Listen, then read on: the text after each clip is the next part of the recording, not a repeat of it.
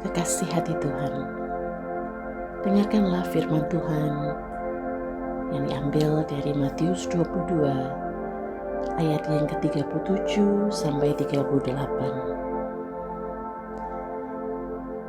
Jawab Yesus kepadanya, "Kasihilah Tuhan Allahmu dengan segenap hatimu, dan dengan segenap jiwamu, dan dengan segenap akal budimu.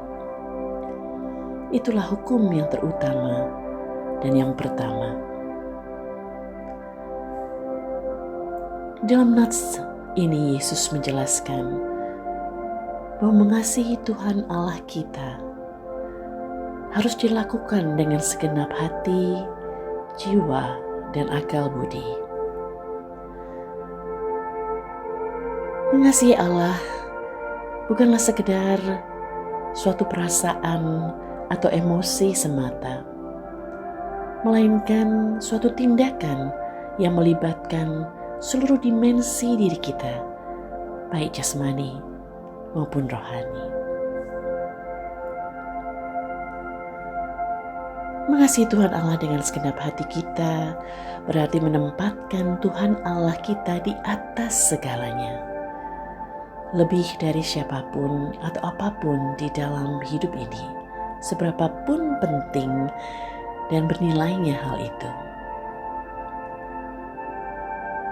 Mengasihi Allah dengan segenap hati berarti tidak mengasihi apapun atau siapapun sebagai perbandingannya, karena memang Allah tidak bisa diperbandingkan dengan apapun atau siapapun juga, baik yang ada di bumi maupun yang ada di sorga, seperti yang tertulis di dalam kitab Nabi Yesaya pasal yang ke-46 ayat 5 dan 9.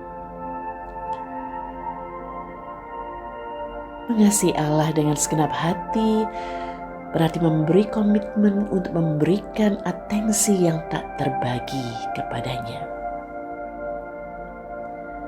Seperti yang Yesus katakan di dalam Matius 6 ayat 24. Dia berkata, "Tak seorang pun dapat mengabdi kepada dua tuan. Karena jika demikian, ia akan membenci yang seorang dan mengasihi yang lain.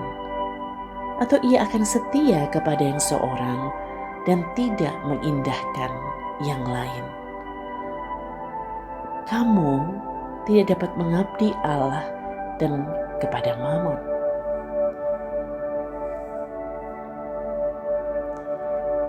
Namun kekasih hati Tuhan, sadarkah kita bahwa setiap hari kita itu,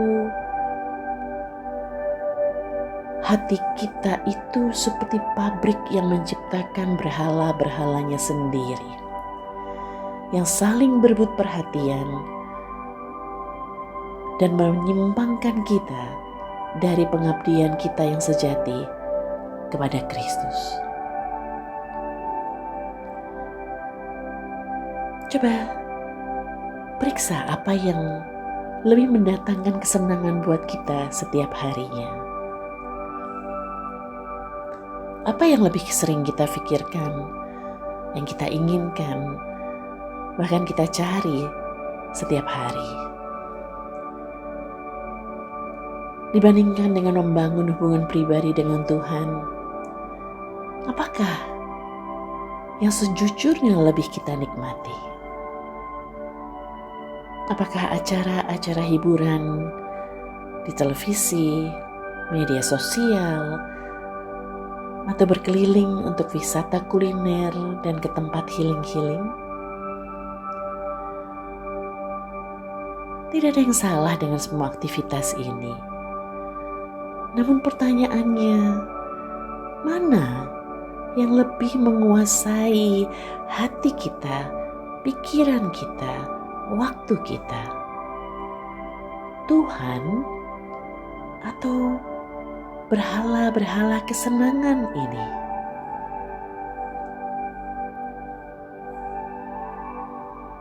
Ketika yang kita pikirkan, kejar mati-matian dan inginkan dengan sangat adalah uang dan kekayaan,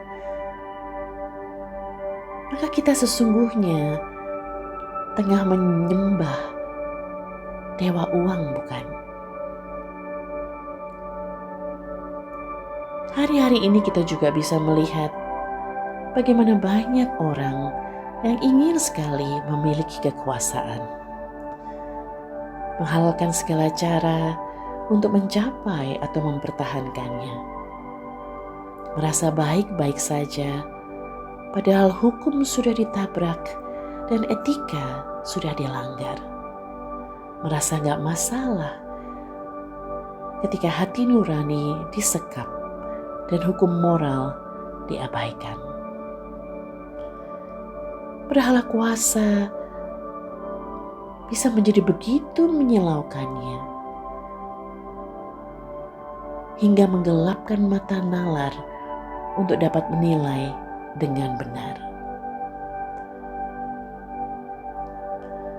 Dan ketika kita mengasihi diri kita sendiri lebih dari segalanya, di mana kehendak atau keinginan kita yang harus selalu terjadi dan dituruti karena kita merasa lebih hebat, lebih tahu, lebih benar daripada orang lain, sehingga kita merasa lebih berhak untuk menguasai dan mengontrol orang lain.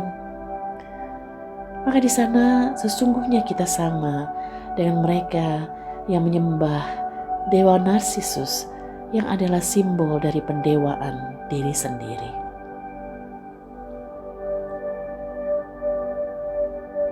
Ketika pasangan atau anak-anak kita kemudian menjadi lebih penting daripada Tuhan, dan kita menggantungkan kebahagiaan hidup kita pada mereka, maka tanpa kita sadari, kita juga sudah menjadikan pasangan dan anak-anak berhala-berhala kita. Makasih hati Tuhan, semua berhala ini dapat membuat hati kita tertambat, sehingga tanpa disadari kita tidak lagi sepenuhnya merindukan Tuhan, menginginkan Tuhan, dan mencari Dia. Walaupun tampaknya kita masih tetap rutin berdoa dan beribadah di gereja, tapi hati kita tidak lagi mengasihi Dia sepenuhnya. Kekasih hati Tuhan, Allah menginginkan seluruh hati kita bagi Dia, karena kita memang diciptakan untuk hidup bagi Dia. Mengasihi Tuhan dengan segenap hati berarti juga menyerahkan segala aspek kehidupan kita kepadanya, tak tersisa kepada Dia. Dan kalau kita menyadari bahwa sulit bagi manusia yang masih bergumul dengan dosa-dosanya seperti kita untuk mengasihi Allah sepenuhnya, Tuhan adalah Allah yang penuh kasih dan besar anugerahnya. Dia menyediakan roh-Nya yang kudus di dalam diri kita untuk senantiasa menolong kita. Oleh karena itu kita perlu terus berdoa dan memohon bantuan Roh Kudus agar hati kita selalu terpaut pada Tuhan, agar kita dapat terbebas dari pengaruh berhala-berhala. Minta pertolongannya untuk dapat memusatkan hati kita kepada Dia setiap harinya, untuk bertumbuh semakin mengenal dan memahami pikiran dan hatinya, sehingga apa yang Tuhan cintai, itulah yang kita cintai, dan apa yang Ia benci, itulah yang kita benci, dan apa yang menjadi kehendaknya, itulah yang kita ingini dan apa yang menjadi perintahnya, itulah yang kita taati. Roh Kudus akan menolong kita, membangkitkan kerinduan yang besar untuk memusatkan hati kita mencintai Tuhan sepenuhnya. Roh Kudus adalah anugerah Allah yang penuh dengan kuasa, yang melalui firman-Nya kita akan dituntun untuk mengarahkan hati kita dan memusatkan cinta kita kepada satu-satunya pribadi yang layak untuk menerimanya. Maka selamat mengasihi Tuhan dengan segenap hati, kekasih hati Tuhan. Kiranya Tuhan Yesus memberkati kita. Amin.